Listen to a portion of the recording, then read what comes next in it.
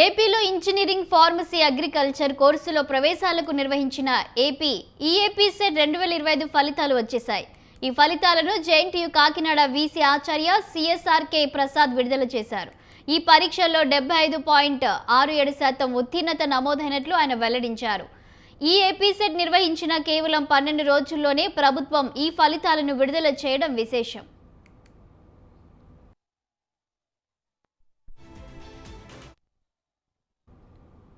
AP రాష్ట్ర వ్యాప్తంగా హైదరాబాద్లో మొత్తంగా 145 కేంద్రాలలో నిర్వహించిన ఈ పరీక్షకు 3,62,448 మంది దరఖాస్తు చేసుకోగా 3,40,300 మంది హాజరైనట్లు వెల్లడించారు. వీరిలో 2,57,509 మంది అర్హత సాధించారని వెల్లడించారు. పరీక్షలు నిర్వహించిన స్వల్ప వ్యవధిలోనే ఫలితాలు విడుదల చేయడం పట్ల వీసీ హర్షం వ్యక్తం చేశారు. ఈ పరీక్షలను విజయవంతంగా నిర్వహించడంలో సహకరించిన ప్రతి ఒక్కరికి కృతజ్ఞతలు తెలిపారు.